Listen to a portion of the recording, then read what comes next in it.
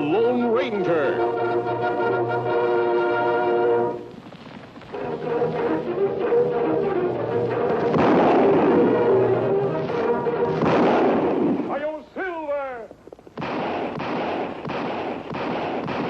A fiery horse with the speed of light, a cloud of dust, and a hearty Hi-Yo Silver, the Lone Ranger.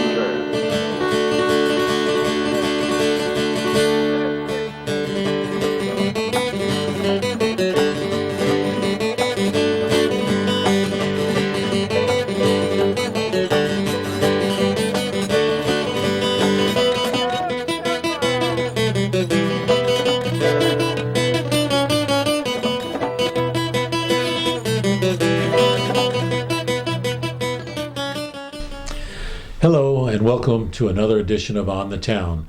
On the Town is a series of interviews with people who are trying to make Southbury and the surrounding area a great place to live, raise a family, own a business, and retire. My name is Ed Edelson, and today we have the pleasure of talking with WIllie Nininger, who's been a source of a lot of entertainment and great music throughout the area. And we'll have an opportunity to hear about Willie's life story and his life with music, as well as his adventures around the world, including here in Southbury. So, Willie, thanks so much for coming out and telling us a little bit about your story and hopefully some entertaining aspects of it. But hopefully, yeah. Otherwise, people are going to turn the channel.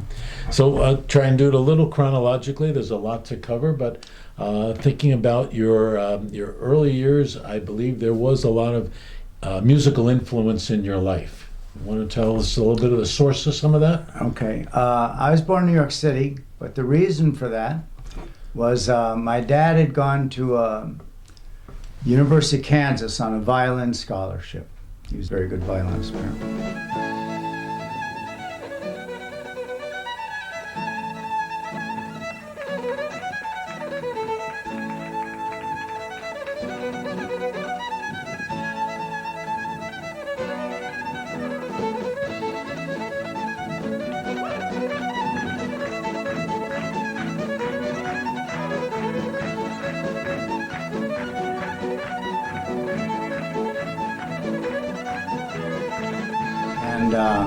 But in the middle of his studies, he started reading Sigmund Freud. Okay. And he decided to become a psychiatrist. He wasn't a violinist.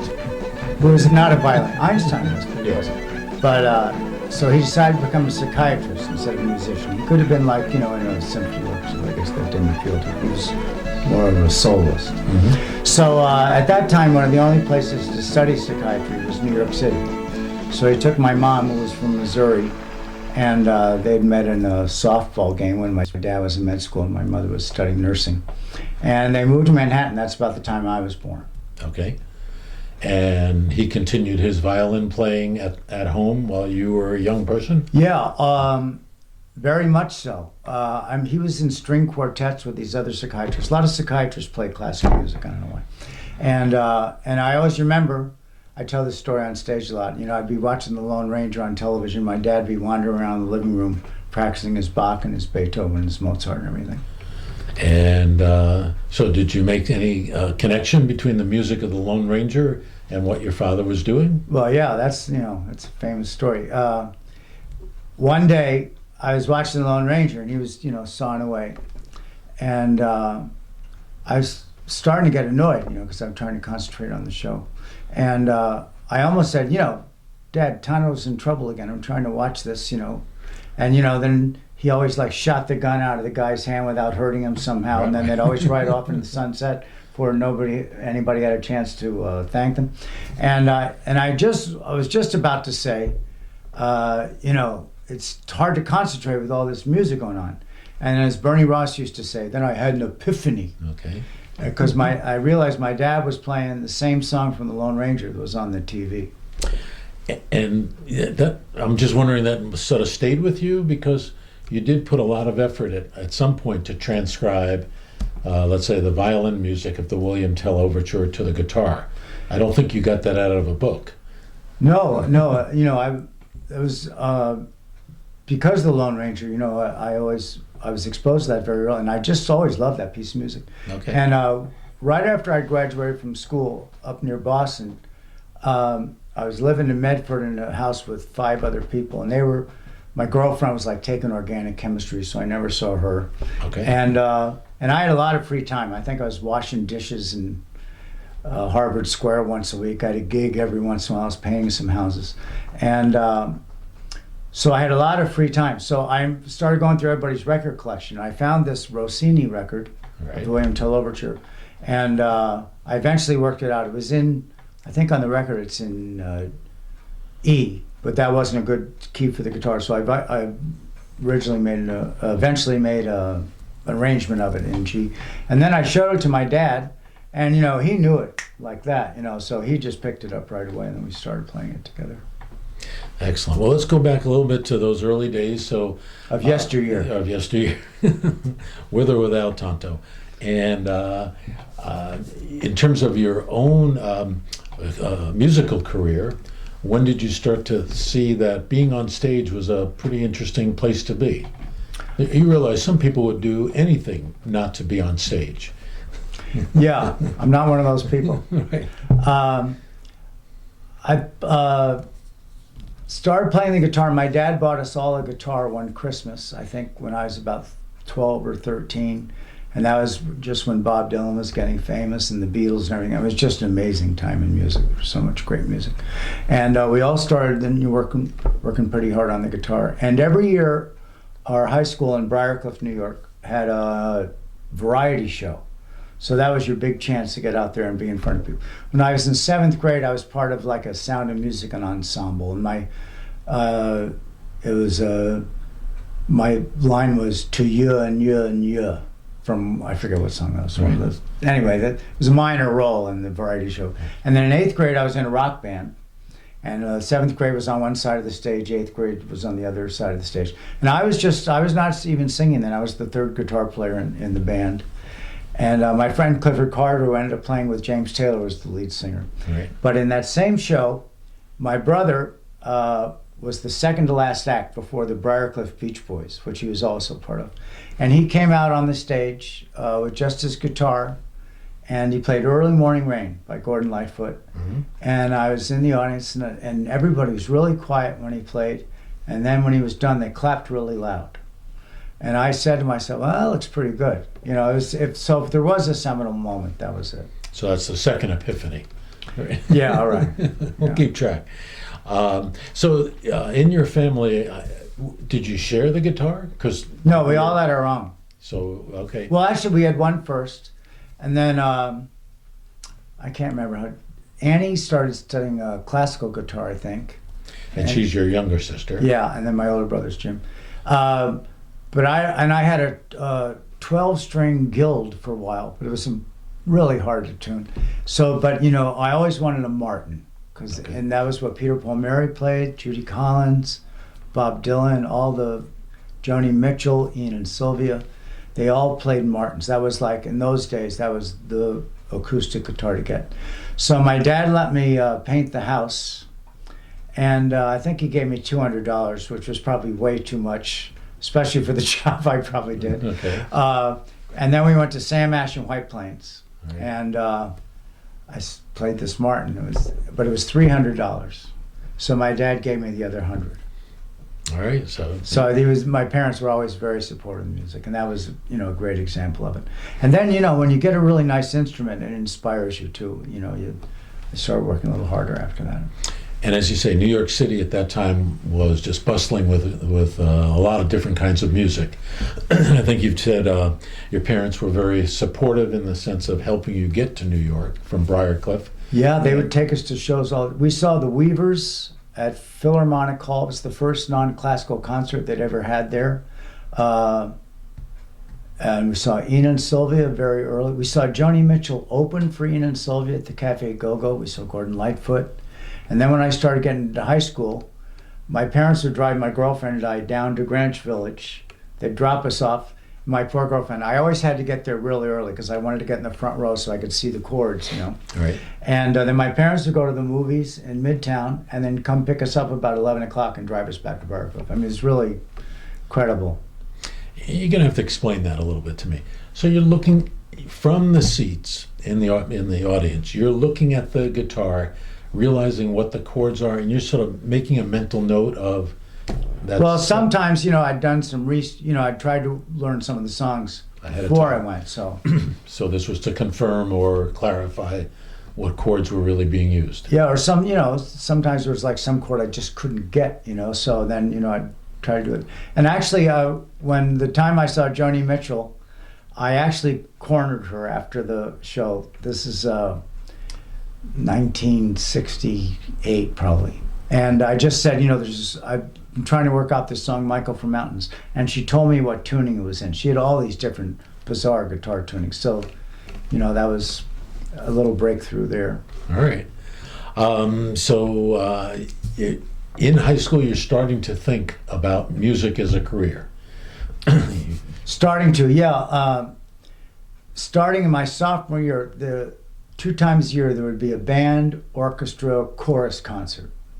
And starting my sophomore year, they let me play a couple guitar numbers, like between the band and the orchestra. Okay. So that was nice for, and it was, there's a lot of people. And I remember my sophomore year, I was singing with this senior named Bonnie Yost, and she was a really good singer, and I was just, excited to be singing with a senior. And after the show, this local folk singer, Tom Glazer, came up to me. Mm-hmm. He was famous for the song "On Top of Spaghetti, All Covered with Cheese, I Was Eating My Meatballs," and that was his big hit song. And he recorded it actually with the kids from Briarcliff. Oh, really? But before that, he was, he had been in the Almanac Singers with Woody Guthrie, and he wrote a "Takes a Worried Man to Sing a Worried Song," or got the copyright anyway, that the Kingston Trio did. So he was, sort of our local celebrity. And he came up to me after the show and he said, "Are you interested in being in music, professionally?" And I went, "I don't know, I'm 15, And he said, "Well, if you are, you should start writing your own songs." So that was what got me going on that. Do you remember the name you gave your first song? It's called Laura. All right. And my second song was "Song for a Lost Girl." I wrote one in my junior year and one my senior year. All right. And then when I went to school, I started writing some more. Okay. And we're not going to play either of those for good reason. I mean, can you hear them in your head? Oh, I could still play them, but I wouldn't be a good idea. Okay. No, I was just curious. I mean, it's, I think actually the recordings, I just had my 49th high school reunion in Briarcliff about a month ago, and somebody brought one of the records. It was called Briars and Ivy. It was like a literary magazine. Okay. And then they started making, they put records with them. So hopefully there are not too many of those around still. Right. Well, they never know where they'll show up. So you graduated from, well, we should say too that in high school that you went to, you were encouraged to get involved in sports, not just music. But you made a decision in your senior year about what sports you would or would not participate in? Well, I always loved baseball. I mean, I would play baseball all day. And I was on the team. After 8th grade, a lot of guys graduated, so I got a chance to play varsity for four years. We were a small town, but that was always my sport. And I also played football, partially because my older brother played. He was a good flanker back, very good broken field runner, and very fast, caught passes. And but then I didn't really like football. I didn't like the mentality of it, and you get hurt sometimes. You get beat up doing it. And so after my junior year, I quit the team. And because I had quit the team, I was able to go out for the senior play. Mm-hmm. And I was in, I was never really a great actor, but I enjoyed being on the stage. I was in My Sister Eileen. I played the rambling wreck from Georgia Tech, ironically, who was a former football player and a big drinker that lived in sin with this girl, with these other women in this, if you know My Sister Eileen. It was pretty funny. Okay. But that was... But that wasn't singing. That was just a... No, that was just theater. Theater, there we go. So you go off to college? I went to Kenyon College. I was very lucky. Right away I started getting gigs like at other schools, like at Denison or High-OU. I opened for Doc Watson and Michael Nesmith from the Monkees. And, I was going to school, but, on the weekends I was, getting some other gigs. And then Tom Glazer, again, I came home from school and he said, "How's things going?" I said, "Well, pretty good. I'm majoring in English at Kenyon and I'm getting all these gigs." And he said, "Well, if you're really serious about making music as a profession again," he said, "you should be nearer a big city." Huh. So that's when I transferred to Tufts. To be in the Boston area. Yeah, and looking back, I don't know if that made a difference professionally or not, but that's what I did. So that was for your junior and senior year, or? Middle of my sophomore year, I went through. I took a whole year off. I got ahead of my credits. That's a whole nother show. And went to Europe for half a semester, and then I came back and lived in a private house and Tufts, and actually wrote some songs about being in high school that I got college credit for before my senior year, and then I went my senior year. The longer I was in college, the more I was pretty sure that I was going to try to be a musician when I graduated.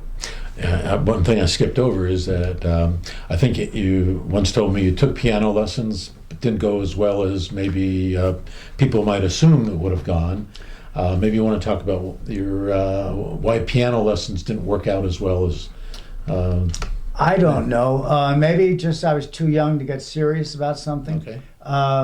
My parents sent me to this school called the Diller Quayle School, and I had an excellent teacher. But I remember it was almost like being in boot camp. Getting my fingers in the right position, Right. And every week they gave you a different color star for how well you did in your lesson. Okay. And they had all the students in the school in there, and it was maybe just a little. Also, my ear was always faster than my eye. You were supposed to read these things, and so sometimes I would just learn it and then just memorize it, because that was a lot easier for me, because then I could look at my hands when I was playing. So I eventually crapped out on the piano. But did you enjoy practicing, or? Yeah, I liked playing. I still, sometimes when I go to a senior center or something, there's some piano there. I'll play a song on the piano, while I'm warming up or something. Because for some people, they just hate practicing, so they just never really develop the skill. Well, with piano, I didn't like to practice, but then once I started playing the guitar, then I was, really taken with it, and I really started working on it. And I think you've said you're basically self-taught. You didn't go to Pretty much guitar school, or and even learning to write the song, Laura, your junior year. Let's not bring that up again. It's the title of the whole thing. That you just sort of said, "I'm going to sit down and write a song." It wasn't like you went to a Well, it was song like this workshop. guy told me I should start writing songs if So I you wanted to just be did it. serious. So then I started working at it. Yeah. Yeah. Well, some people might have gotten that message, but never got any further than, "Yeah, I should do that." Well, it took me a long time to get something, That's that I felt confident enough to play in public for people. And in the early days, I'd write some song and I'd play it for somebody, and they said, "That's got the same melody as this James Taylor song." So that's right. So then I go back to the drawing board. Okay. But eventually, hopefully, you find your own style, and All right. I'm still writing songs every once in a while. So you go through college, keep playing. I think in the Boston area. Yeah. But now it's time to graduate, and you're going to make this decision, which I think you make a decision. I'm going to stick with music. Was it that formal, or that deliberate, intentional? It was. I was lucky that I never really had this moment where I'm going, "What am I going to do?" The weekend I graduated from Tufts, I had one of my first great gigs ever at the Passeem's Coffee House in Harvard Square. I opened for Jimmy Buffett for 5 nights. The guy who wrote Margaritaville. It was right before he wrote Margaritaville. He was still a duet, and it was the first time I ever convinced my dad to play on stage with me too. So a couple of things there. So how did you get a job like that? I mean, that's... Well, I think the guy that owned the club knew that if he hired me on graduation weekend, that a lot of people from Tufts would come to the club. Okay, you brought the audience. Although Jimmy Buffett was drawing, even at that time, he was drawing very well. And I'd gone in there a couple times and, showed him the 1 or 2 reviews I had, and I might even auditioned. I don't remember exactly, but first time I ever played there, I opened for Dave Van Ronk, I remember. It was on a Tuesday night. Oh, so you had a reputation at that particular company? Not really. I just sort of one talked other. my way into the club, What did you do? And then, a bunch of my friends came to see me, so. I mean, a little older than you, but I remember there was coffee houses around Tufts. Did you play around at college? Oh yeah, Tufts I played all the time. And I started playing in the big hall too. I was in a barbershop group called the Beelzebubs, and I was in a show called Follies, which I did not excel in, but you know, I was in it. It was fun. And then when I graduated, I remember for a year I lived in Cambridge with 3 other guys that I'd gone to school with. And I said to the guy that ran the concerts at Tufts, I said, Jack, you know, I'm graduating now. You got to give me some gigs. He said, well, if it's a good mix, you know, I'll put you in. So I said, what do you got coming up? He said, James Cotton Blues Band. And that's like the last band I should open for, you know? Yeah, no. But I said, oh, that'd be good, you know? So I talked to him, I opened for them by myself. And it was a little bit of a rough show for a while. I remember I broke a string in the middle of the show. I had to run downstairs and then come back. But that was the first night I did the Lone Ranger thing on stage, and that pulled the show out of the toilet. And so I went on from there. I opened for Livingston Taylor there a couple times. And then I started doing my own shows, like on, you know, on commencement weekend or homecoming weekend. I'd play on the library steps outside with, Right. you know, some of my friends. You're out of college. You're going to make a living doing this. You're living in Cambridge. Well, I'm not sure. I mean, that year, like every 6 weeks, Okay. I painted houses a little bit. I washed dishes in Harvard Square 1 day a week. I had 1 guitar student. And but it was a nice year. I was still going out with my girlfriend from Tufts, and then that next summer, I got some gigs on Cape Cod with 2 other guys from school. Okay. So that summer we played full time, and we had some fun gigs. Plus we got to spend the summer on Cape Cod, which was great. Okay. But then after that, I had sort of a fallow period. I went back to my parents' house in Westchester, and it was about 8 months where I was just sort of not doing anything in particular except going into Greenwich Village for these open mics that they had. Okay. I mean, are you trying to practice every day? You're trying to improve your repertoire? What are you doing to move your career along at this point? Memory is that I was just, you know, wishing I could have some gigs so I could feel like I was a musician. Right. You know. But the big break for me came when I started doing these open mics, or they're called hootenannies then. You know, Right. like Folk City had one every Tuesday night. Borrow my parents' station wagon, find a parking place, get in line with everybody, you know, like 20 or 30 people in line with their guitars. And then you'd get a number. And if you get like 8 or 9, you go on like at 9 o'clock, and maybe there were some record company people in the audience or some talent scouts or whatever, you know. But if you got a bad number, then you go on like 2 in the morning. A little different clientele Right. at that point in the evening. But you know, sometimes that was a better time to play. But I got to the point where I knew the woman that was running it, so she would give me a good slot, whether I had a good number or not. And then she said, now there's a new place opening on Bleecker Street, 1 block away, on Monday night. I didn't have anything to do on Monday night either. So I went over there. It was called the Dugout Tavern, right next to the Bitter End. Okay. And real dirty place. And no sound system. And so and it was like a very horizontal bar. I was just not having a good time. I cut my set short that night. But I noticed there was some guy at the bar that was listening to me, came over and said, you know, were those your own songs you were playing? I said, yes. And he said, would you like to write songs for the Captain Kangaroo show? And, you know. Not what you were expecting to hear. Well, you know, it was, you know, from heaven. And he was looking for new writers. He told me actually he came in there on purpose because he had been listening to demo tapes all day. He wrote jingles too. He was an arranger, really pretty hip musician. And he had a contract with the show to write 40 songs.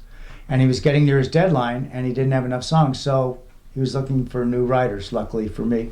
So he took me into the CBS studios, showed me some film clips, and he said, and even at this point, Sesame Street was starting to eclipse Captain Kangaroo in the ratings. Okay, right. And so he said, you know, they don't really want to spend money on new clips. So if you write something about the clips that they show you, you know, there's a better chance they'll take your songs. He really coached me through it really well. And there was this, you know, clips of like animals eating at the zoo. So I wrote a song called Morning at the Zoo with all the animals from the clips in it. And they took the song. And then I got this idea to write this song for Mr. Moose, who was sort of like this hip moose puppet that was dropping ping pong balls on the captain all the time. And you know, he would call me up every couple nights, say, how's it going? I'd play him the songs over the phone. And I remember he like told me to put this diminished chord into my Moose song, which I never would have thought of. But he was, you know, he not only gave me the opportunity, but he coached me through the whole thing. And I ended up writing 6 songs in a week, and they took 5 of them. And within 3 months, I had 5 songs on national television. And I moved out of my parents' house and got a rent-controlled apartment in the Soho, and gone to Crazy Eddie's, and I bought a color TV and a Betamax. All from Captain Kangaroo. All from Captain Kangaroo. All right, so your patron saint? Is that Yeah, I mean, that was, you know, it was, no, I mean, God knows what would have happened if that hadn't happened. But, you know, it was such a great thing because it was just at the time where I was sort of struggling in my identity. Right. And then I could go to a cocktail party in New York and they say, what do you do? I said, I'm a singer-songwriter. And they go, have you had anything published? Right. I went, yeah. But all through this, I think you've said this to me, your parents were pretty supportive. Yeah. They weren't saying, you know, enough of this, you got to go get your real job. You didn't get that kind of I'm pressure. very lucky that way. When I got to the Village and started meeting these other songwriters, Suzanne Vega, Steve Forbert, Jack Hardy, Cliff Eberhardt, John Gorka, Christine Lavin, Lucinda Williams, all these people around at different times. And, you know, we all played the same clubs a lot. And, you know, Bob Dylan started this like lying thing. You know, he would tell people he grew up with a circus and ran away from home. Right. I mean, he was basically almost a middle-class kid from Minnesota. And I was too. And I found out once I got to know these other people, they were also. Right. But the big difference between me and most of them was, you know, their parents had taught them music and given them lessons. But then when it came time, they said, okay, now it's time to toe the line. And a lot of them, which was sort of sad, I think had an incentive to excel just to show their parents that they could do it. And my father was like, you know, the star in my band, you know, right. after a while. Cheerleader. So it was, you know, not having to deal with that Right. thing from your parents was a big help. You know, I skipped over, but I don't know the answer to this one. I know the answer to every other one. No, not really. That night when you, with Jimmy Buffett, when you opened for him. 5 nights. Yeah, okay, 5 nights. But your dad only played with you the first night, I'm assuming. He played Friday and Saturday because Okay. he came up for the graduation. So what songs did you do? We did Early Morning Rain, the same song my brother did Okay. in the variety show. And And he played the violin. And he played the violin and I sang. And he got the bug immediately. You know, people were like, really did it? And then he started putting his patients into the middle of the week. And after I got my Captain Kangaroo thing, although I had some money, you know, I started going to Virginia. I had some friends from Briarcliff that had settled in Virginia. They had a little leather business. And I stayed with them. They had a little leather business. And I went to 21 different schools in Virginia because now I had this Captain Kangaroo thing that everybody knew about. Right. So that gave me, you know, the in to talk to these people and gave me the credibility. And so I started playing like coffee houses in almost all these schools. And then, you know, I'd try to graduate to a concert. Okay. You know, play opening act for somebody. So, And my dad, you know, did a lot of traveling with me. You know, so he in really those days. he really got the bug. Yeah, he realized loved to perform. And he'd leave New York and he'd meet you on the weekend to Yeah, play here, there, or everywhere. yeah, we drove thousands of miles together. And at this point, because I know eventually you do play a lot with your sister and you play Yeah, with my your brother and sister were also involved at this They time. were too Yeah. also, even though they had, well, at least Jim is a psychiatrist by now, I assume, in the Right, story. but you know, he had his weekends off, so he would show up. Okay, so And my sister started doing children's music, but then, you know, off and on we would play together also. okay.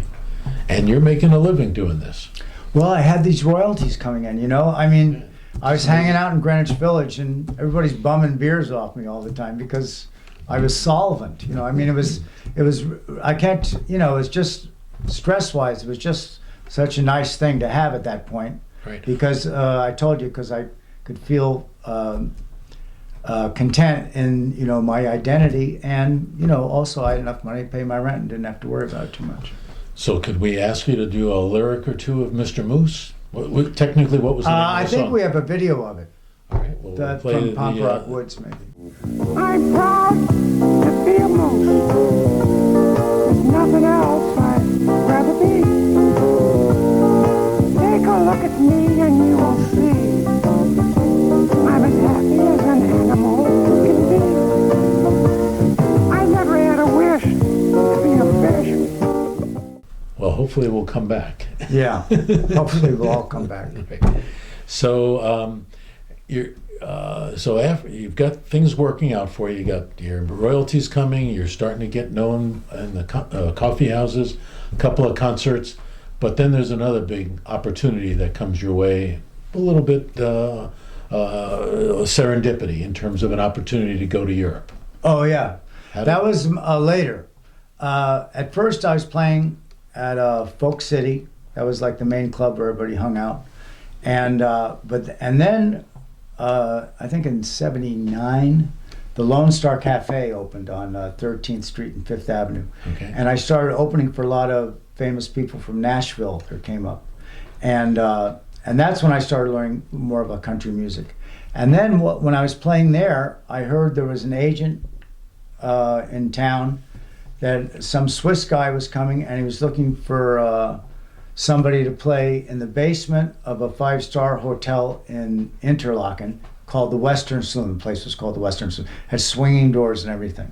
Okay. And my sister and I did 3 songs for this audition, and they flew us over for 5 weeks, gave us an apartment, and we played 6 or 7 nights a week, 10 to 2. So that's late 70s, 79, 80? That was 83, Oh, first okay. time we went over. So you were at Lone 83. Star Cafe for several years before this audition comes along. Yeah. Okay. And from 83 through, well, for the next, 15, 16 years? Well, 83 through 90, I would go over there about 2 or 3 months a year, and I still had my apartment in Manhattan. I was still trying to do the folk things. I was opening for Jonathan Edwards, Livingston Taylor, Richie Havens, people like that.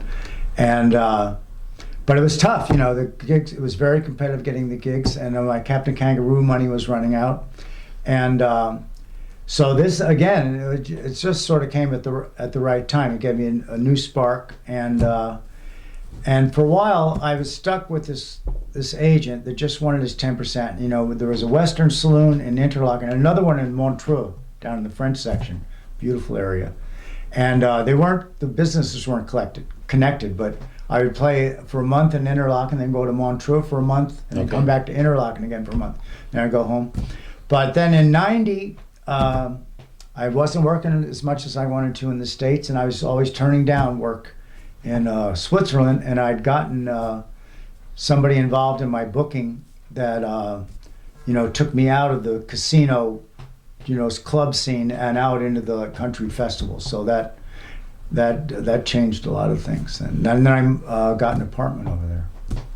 So you were living in Europe, what, almost like full time, or? I 10 lived months in a- Switzerland for 11 years, about 10 months a year All right. after that. And in '93, I won this big award in Zurich.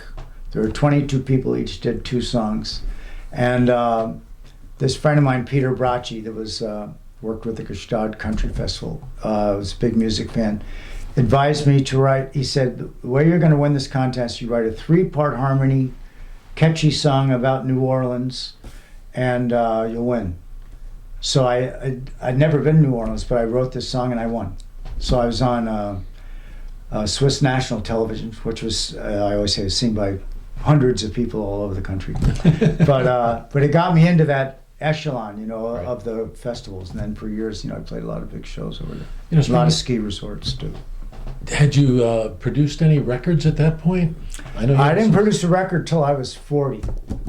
I can't remember what year that was. Probably early 90s. Almost Home was my first CD. I've produced 3 CDs of my own songs. But so the early '90s, you're still 10 months a year in Switzerland. Yeah. So was it cut over here in the U.S. or was?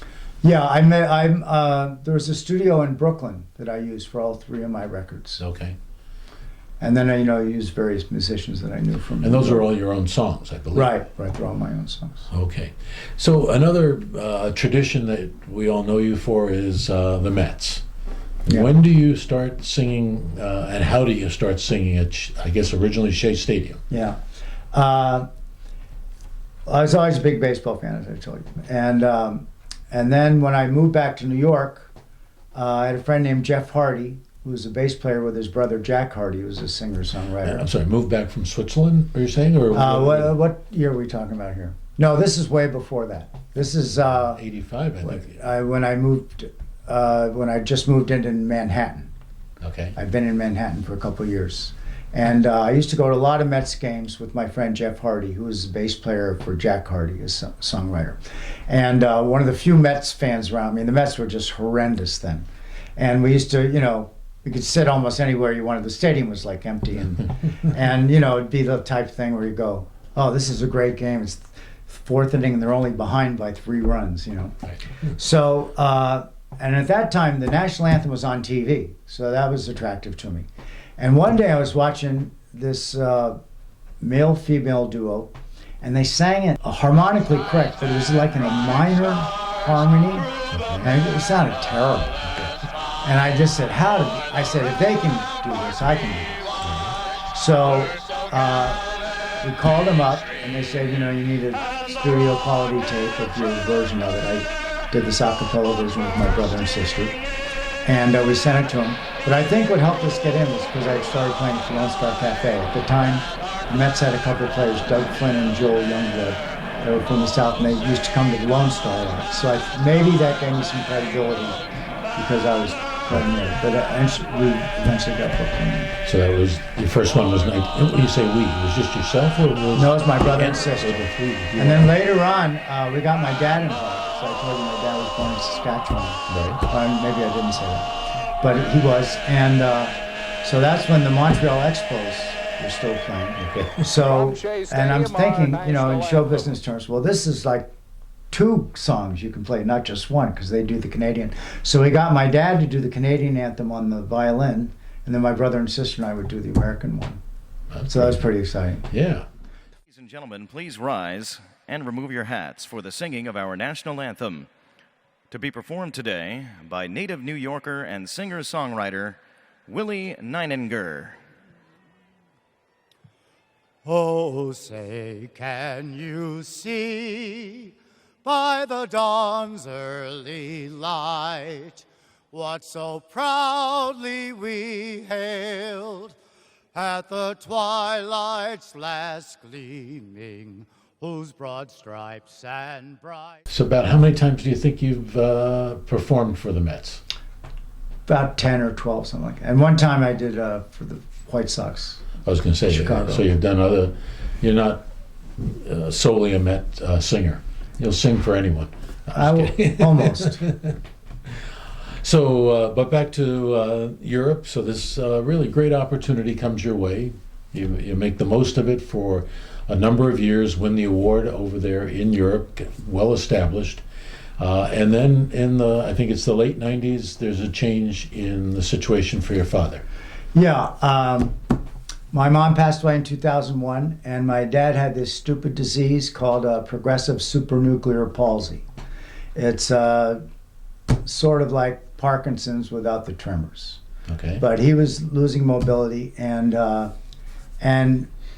either somebody had to take care of him or he had to go into a home. And we all knew if he went into a home, it would not be good. Great. But they had moved to the Heritage Village. Right. My parents bought a condo here in 98. So Been soon here after. since 98. Okay. They lived in Greenport, Long Island, where we played as a family out in the Hamptons for many years. In 1980, they sold their house in Barcliff. Then they moved here in 98. So between your sister and your brother and yourself, decision needs to be made, and you decide to come back from Europe and basically take care of your dad. That's right. That's right. What did you say, 2000? 2002. 2002. And I assume you'd been to Heritage Village. I mean, Oh yeah, I mean, I told you my parents bought the place in '98. So when I come home from Switzerland, I would come visit here. Stay there, and I still had my apartment, till around that time. So I was sort of shuttling back and forth. Yeah, I'd been around the village a lot. So what was that like to really? It was different. Yeah, I mean, than living in Europe. And again, it's It not was an only adjustment, Europe, but you know, most of the people here never saw my dad, you know, when he had his full faculties and he was, you know, playing all these great shows, and he did a lot of great work in psychiatry too. He was the head of the mental health board in Westchester for a long time, and you know, he did a lot of good in private practice. But people never saw that. You know, they would say, "Oh, it's so nice you bring your father shows such an interest in your shows." You know, I used to wheel him in. Right, yeah. And I said, "Yeah, you don't realize he was the star of the show." So I hope we can get some video, you know, from the old days to show people a little bit the other side of him. But as far as his situation, did he ever perform in shows here? You know, No. By this Theater time, Guild he had to stop playing when he was 68 because of arthritis, oh, okay. and so he was well beyond his performing years by the time he got here. Okay.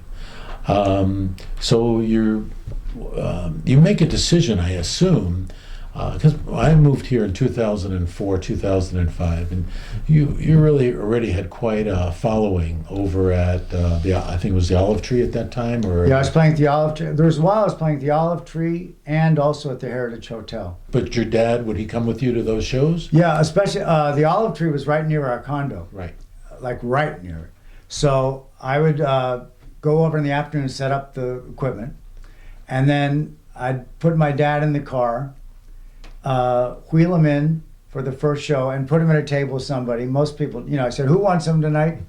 And he'd stay for the first set, and then my friend Pete would help me put him in the car. We'd take him back home. Then, you know, there's a nurse waiting for him. Okay. But it was so close, you know, we could, and then we'd always have a contest, see how fast we could get him in the car and then get back to the restaurant. I think 12 minutes was our record. All right. Now, at the beginning, we did play the William Tell Overture, and I think you mentioned that the two of you, your dad and yourself, played it together. Many times. You do the kick during the middle of. Oh, yeah. When did that start? I don't remember exactly. I was watching, you know, preparing for this, I was watching some old DVDs that I had with different performances I've done around. And I don't remember exactly. It was probably 2010, just guessing. Okay. By the way, did you play that a lot over in Europe? Oh, yeah. It was William Tell, well, Swiss hero. Right. You know, I thought that's where it came from. Well, that's what the over. Swiss might say. But yeah. I mean, I feel like you've performed it so many times, your fingers just, you don't really even have to think about it. Oh, yeah, I still have to think about it. You do. And I still have to be in shape to play it. I just played it recently at the Cutting Room in Manhattan. The Lone Star Cafe had a Right. reunion show there. I think we might have a clip of that. I hope so. And I got to play it with Larry Campbell, this great fiddle player that used to sit in with us in the old days at the Lone Star. My dad was playing with us. And he also brought along two other fiddles, so I played it with three fiddles. But that, you know, every time I had a show in the days leading up to that, I played it to make sure I was in shape for it. So your dad passed away in what year? 05. So pretty soon after that, but you decided to stay here, you know, in Heritage Village in the Southbury area. Did you ever think of going elsewhere, or you just felt like this is a place I can work out of or work from? The latter. I mean, it was, you know, it was very sad when my dad died. And the easiest thing was to stay where I was. And I had some, you know, I established some jobs here, you know, and I'd started playing the senior circuit. And so sort of the path of least resistance, I think. Okay. And, you know, I was traveling all the time, so it wasn't just like I was, you know, staring at the driveway. Well, my understanding, and I don't remember the exact year, but you start going back to Switzerland pretty Well, regularly. even when I was taking care of my dad, I went back to Switzerland a couple times because, But just for like a month or 5 weeks? Yeah. Not a... or a couple of weeks even. The same thing with England. But when I made a pretty abrupt decision to come back, and at that time my bass player, Carl Guntern, who also ran a big power station near Interlaken, was my manager. Mm-hmm. And I told him, you know, I said, you know, I got to go home. Sorry, I got to go home. And his first reaction was, he said, well, you know, we have some contracts. Because in Switzerland, contracts. Yeah. And I said, well, I'll honor the contracts, you know, I'll come back. Right. And so I did, you know, and I still go back there every year. It's nice to go back there. And when you go back, people I mean, it's your regular crowd, if you will. People come because they know. I mean, some people are getting older, obviously, but And some have died. this happens. But I had a really big following for a while. But but I came home in 2002. That's a long time now. So One of the reasons I wanted to do this interview is I've always enjoyed your music, and as I say, I find you to be a really excellent entertainer. So it's more, more than just listening to the music, but just watching you interact with the audience. But I was surprised when you did an event at the library, which Southbury Library. I want to say it was last spring, and it was quote unquote sold out. it was also free. Yeah, I understand, but still, people came. No, it's good. A lot of people could not get in, who wanted to be there, and I just realized, what a following you have in this community that has stayed with you. I mean, unfortunately, like you say, a lot of people have moved on to, greener pastures, as we sometimes say, or as maybe the Lone Ranger might have said. But you've clearly touched people with your music and your entertainment. And so I said, well, people need to know, and there's a good story here, and people might want to, if they did know the story, be reminded of the story of how you got here and have made such an impact on this community. But it isn't over. I mean, you still perform very frequently. I know that because we tried to schedule this interview multiple times. Yeah, I'm busy. And every week it was like, well, this would have been a good week, but how about next week? And that's okay. That wasn't complaining. But sort of, what is it that you? Why don't you give us a little summary of what it is you're doing now that kind of gets you out of bed in the morning and keeps you going? Well, I have a lot of morning gigs. That gets me out of bed. Okay. I have a quite extensive performance schedule. I started working with Jan Scruggs in 2009. She hired me for the 350th anniversary of Woodbury, which she organized for 14 months. And soon after that, she started booking things for me. She offered to book things for me. And right away, I noticed I was working like twice as much. And I finally said, are you type A? She goes, I'm A minus. So I'm at the point now where I have pretty much as I can handle. I started doing these senior things, still singing with Jan a lot. We've been singing together for about 8 or 9 years. And we do a wide variety of libraries and senior centers. I do a lot of assisted living. I do a strolling gig at the Alzheimer's place in Southington. I did 290 shows this year. Wow, that's... And I played a little tennis in between. Yeah, that's a lot of shows. It is a lot of shows, but luckily I'm still young and strong. Yep, luckily, as opposed to some of others of us. That's a lot of shows. It's a lot of driving. But when you do those shows with seniors, what do you think it is that connects? Well, I've learned a different repertoire, for one thing. When I started doing this, you're not going to go in there and do like a Rolling Stone or knocking on heaven's door. Okay. So, but I've always heard Nat King Cole and Cole Porter from my parents, and and they used to sing a lot of those songs. So I started working on that, and like when I started playing at the Lone Star Cafe, I started getting country music requests as opposed to folk requests. Right. It's the same thing in this circuit, and I've learned a lot of the standards, Stardust. My Way, okay. Millions of them. Put on a Happy Face.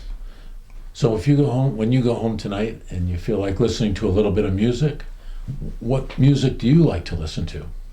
Oh gosh, that's tough. Depends. Just watched a Bee Gees concert the other night. I wasn't, a huge fan of them, but they have some, really interesting songs. I saw a concert with Ray Price, Merle Haggard, and Willie Nelson recently on TV. My brother took me to see the group America. We saw Brian Wilson a little while ago. One of the recent concerts I saw that was very amazing was Glenn Campbell when he on his final tour he had Alzheimer's, but he still went out there. It was just amazing. I mean, 80% of Glenn Campbell is still so much more than anybody else. Right. And there was one point where he started doing this same song twice. And his daughter, who was in his band, she goes, "Daddy, we did that already." He said, "All these kids always bossing you around." but So it's, I don't know, I could go on for, 15 minutes. James Taylor, my friend Clifford, played with him. When Larry Campbell was playing with Bob Dylan, he got me backstage pass a couple times. So music is still a big part of your life. Oh, yeah. Right. Yeah. Do you try to, wait, I guess you already answered this. I'm going off. I'll answer it again. Yeah. I'm not in a hurry. No, in terms of particular new songs you want to learn for yourself. I mean, you mentioned like Nat King Cole, but that's really Yeah, I learned Stardust like a month ago. Right. But are there songs that you hear on the radio and say, well, I want to play that? I don't listen to the radio that much. I listen to YouTube a lot. Occasionally Jan will call me up and suggest something to do, or my brother, Okay. say, I think we should do this song together. And I'm still, working on my own songs. You are trying to write new songs as we go through? Yeah, I Okay. am. I have an incredible amount of notebooks with lyrics, scattered lyrics, and and occasionally I get one to the point where it becomes a song. Well, Willie, I really appreciate you taking the time to share some of these stories and a little bit of chronology of your life. Again, thank you for all the good shows, at least that I've gotten to see over the years, and I really appreciate that. And you've been a supporter of mine, so I've appreciated That's true. things you've done for me. And we should mention one of the great songs you wrote is really about Heritage Village, known as the Sidewalk Song. Oh yeah. So when we built the sidewalk on Poverty Road. It's right around the corner from me. Yep. And we opened that sidewalk. We should get some more sidewalks in Heritage Village. All right. Well, Willie, again, thanks for stopping by. Thank you. Thank you for asking me. I appreciate it. I was somewhat interesting for the people. That was interesting for me. And thank you for tuning in, and please stay tuned for future editions of On the Town. We'll have a chance to talk to other interesting people who are making Southbury a great place to live. See you around campus.